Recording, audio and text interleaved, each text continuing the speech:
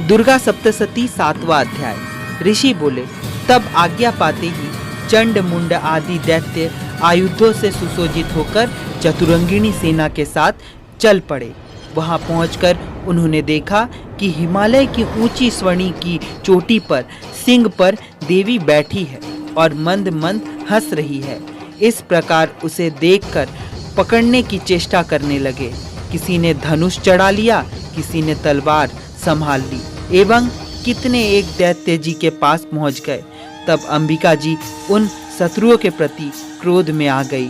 उस समय क्रोध के कारण उनका मुख काला पड़ गया। देवी के माथे पर कुटिल होकर भौहें तन गई।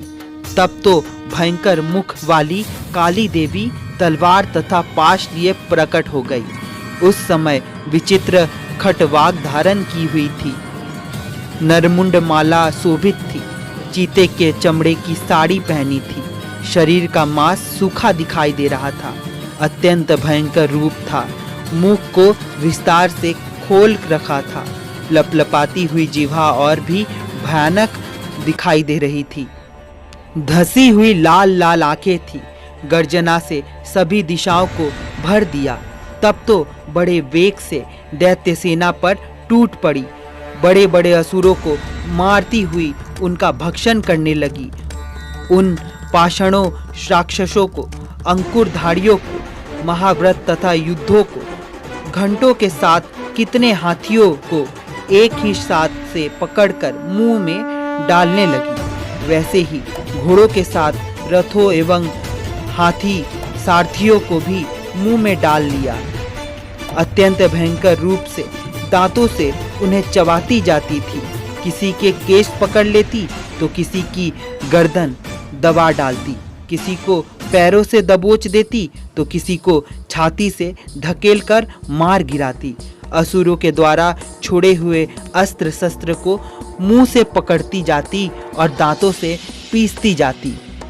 काली जी ने इस प्रकार बलवान दुरात्मा असुरों की सब सेना को कुचल डाला, भक्षण कर डाली, कितने एवं असुरों को मार पीट दिया।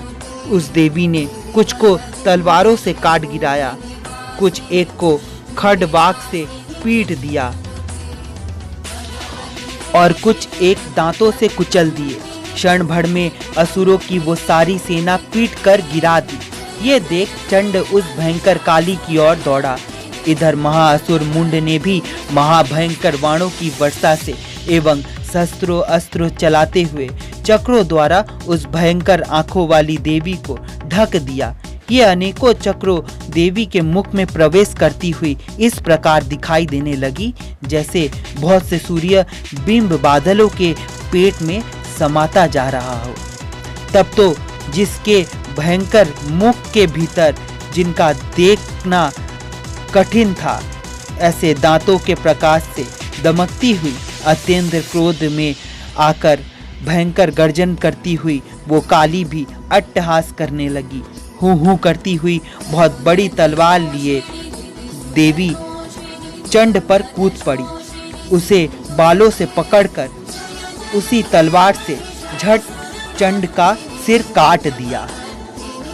तब चंड को इस प्रकार मरा हुआ देखकर मुंड देवी की ओर दौड़ा। कुपित काली ने तलवार से मारकर पृथ्वी पर मुंड को गिरा दिया। तब महाबली मुंड को मरा हुआ देखकर और सेना का नाश देखकर बची कुची सेना भयभीत होकर इधर उधर भाग गई। अर्थ काली जी ने चंड तथा मुंड के सिर हाथ में ले लिए। फिर भयंकर अट्टहास करती हुई चंडिका के पास पहुंचकर बोली, मैं ये चंड और मुंड नामी महापशु आपको भेंट करती हूँ। अब तो युद्ध में शुंभ निशुंभ का आप ही स्वयं वध करना। ऋषि बोले, अपने सम्मुख लाए गए चंड तथा मुंड महाअसुरों को देखकर कल्याणी ने चंडिका काली से ललित वचन बोले, हे देवी काली के, तीनों लोकों में चामुंडा नाम से तुम्हारी ख्याति होगी।